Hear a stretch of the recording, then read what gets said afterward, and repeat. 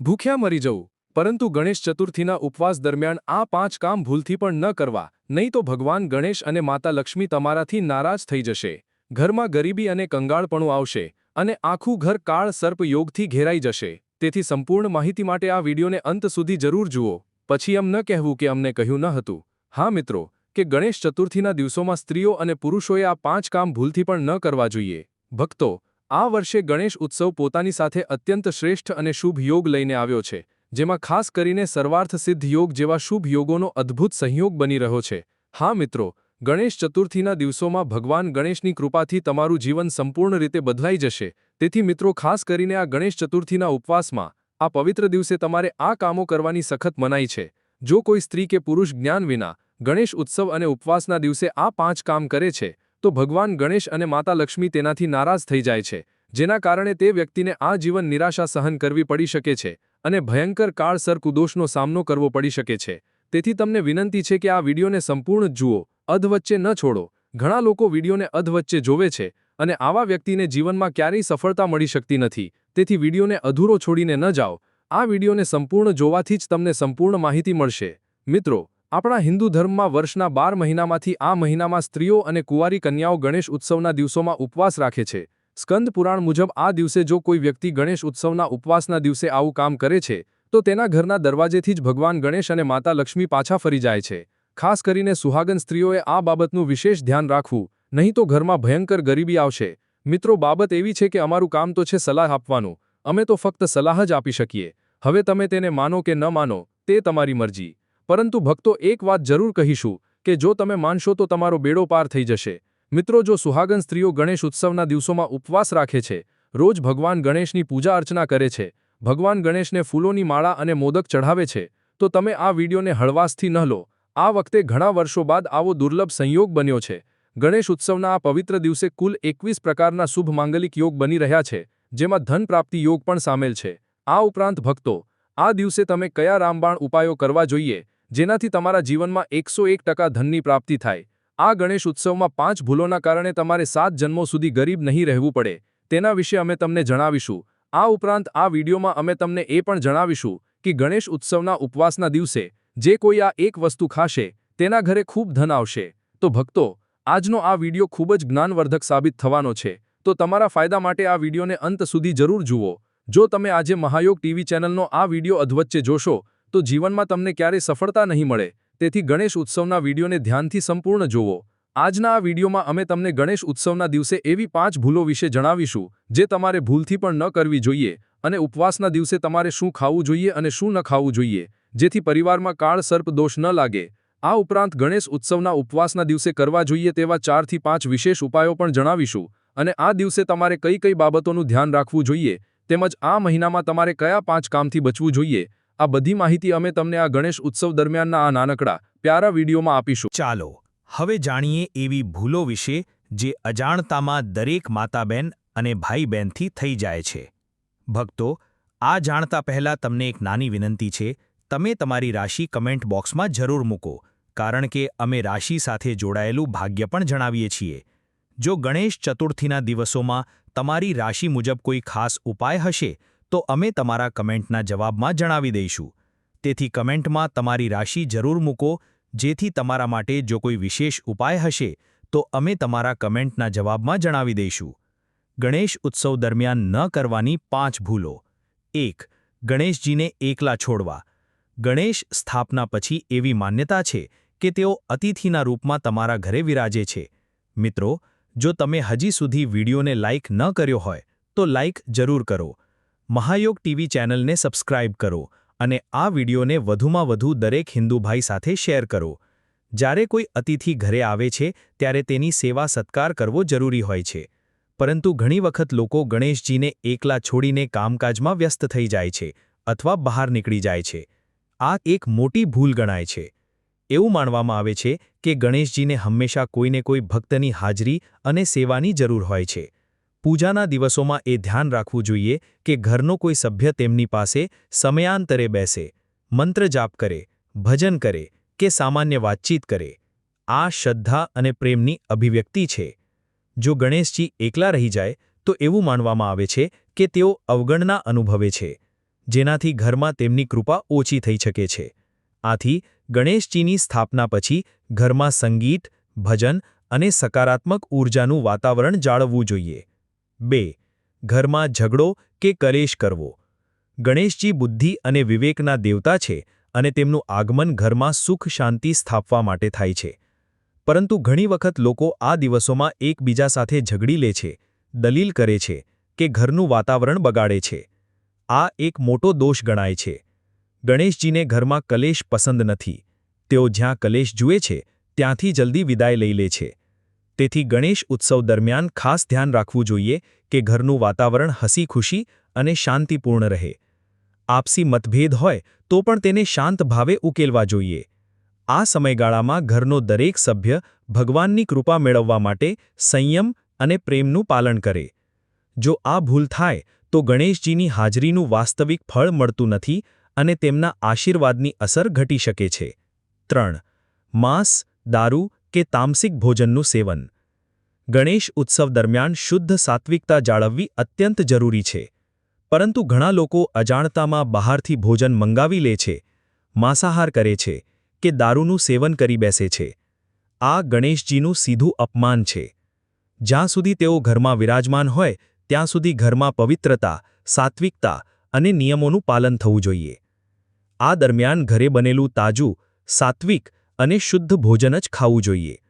લસણ અને ડુંગળીથી પણ દૂર રહેવું વધુ સારું ગણાય છે.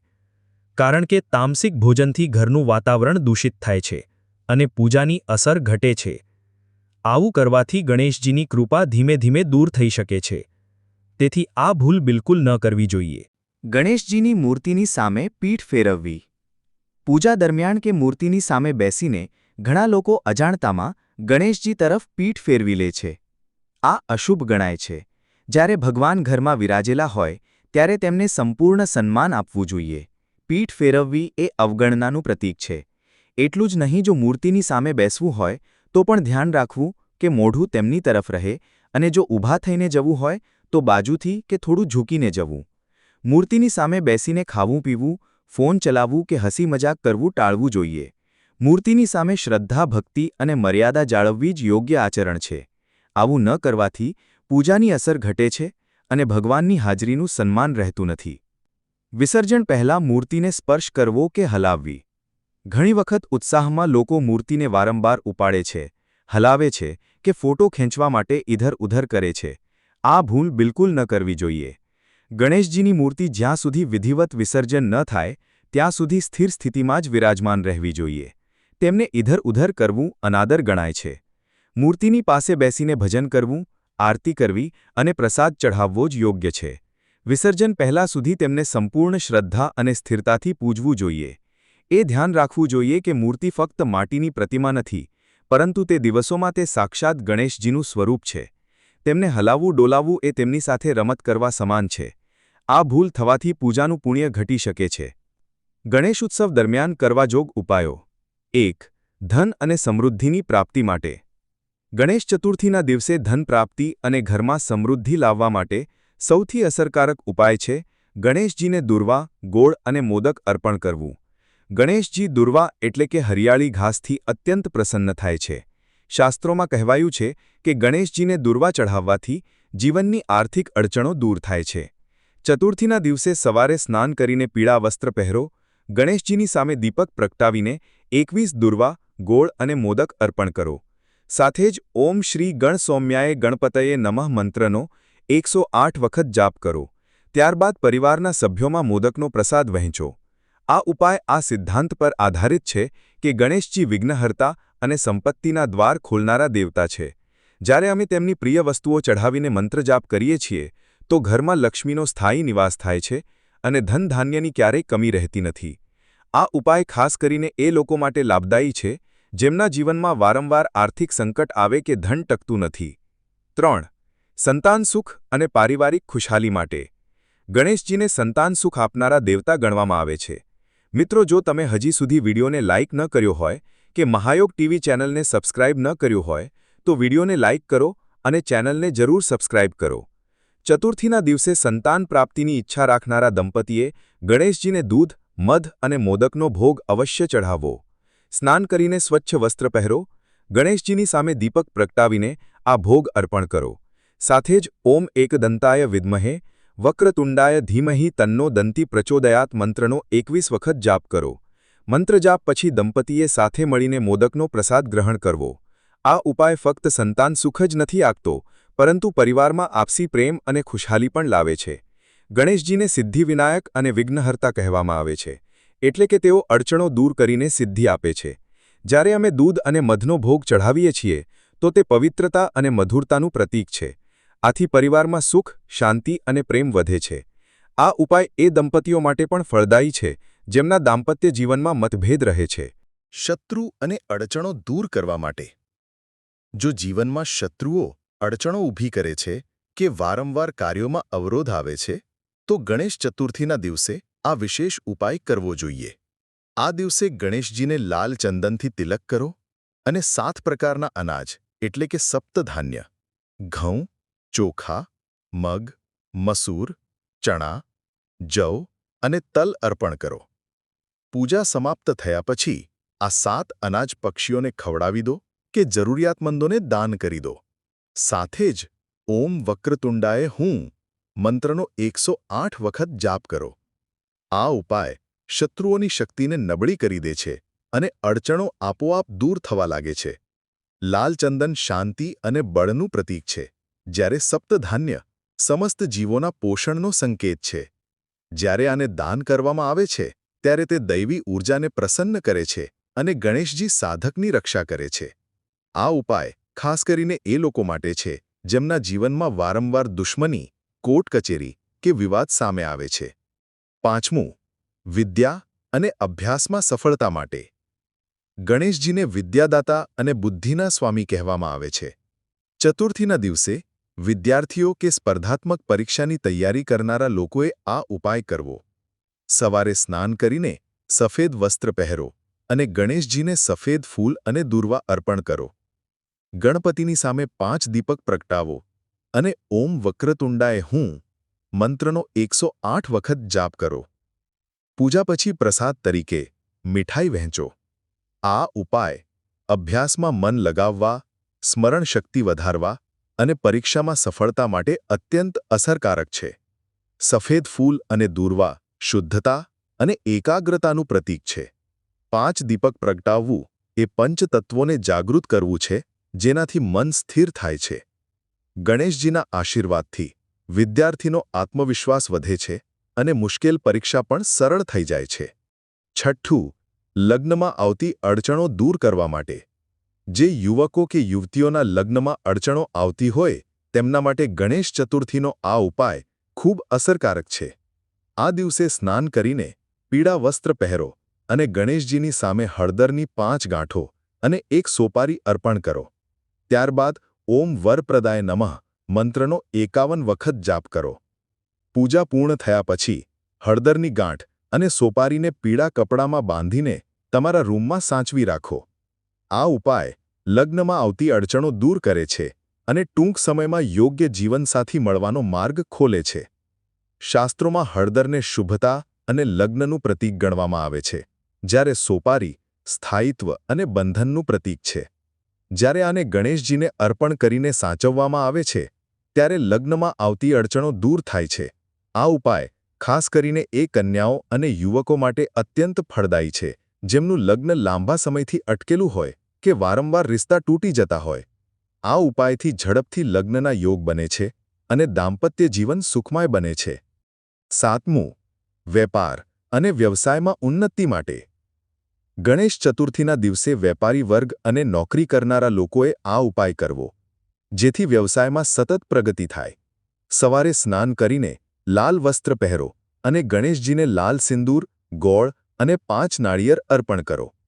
ત્યારબાદ ઓમ ગંગ ગણપતે નમઃ મંત્રનો 108 વખત જાપ કરો. પૂજા પછી 5 નાળિયેરમાંથી 1 નાળિયેર તમારી દુકાન, ઓફિસ કે તિજોરીમાં રાખો અને બાકીના 4 નાળિયેર ગરીબોને દાન કરી દો.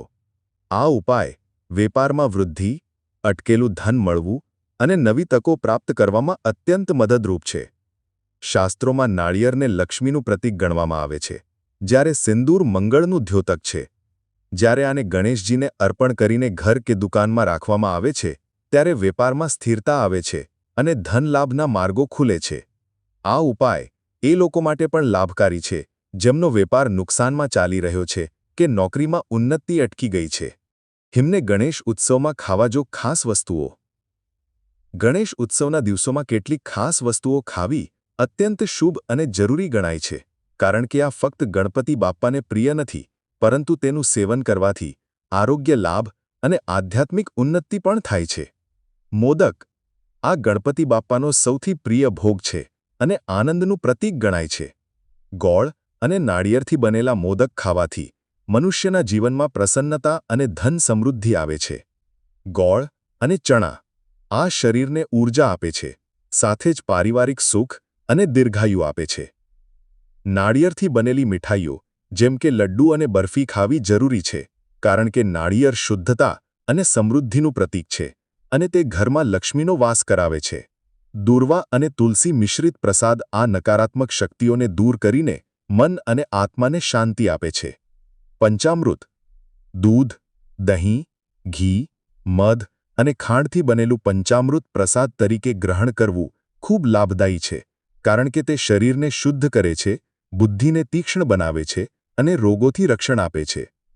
આ રીતે ગણેશ ઉત્સવમાં આ પવિત્ર અને વિશેષ પ્રસાદોનું સેવન કરવાથી જીવનમાં સુખ, શાંતિ, આરોગ્ય, બુદ્ધિ અને ધનની પ્રાપ્તિ થાય છે અને વિઘ્નોનો નાશ થાય છે.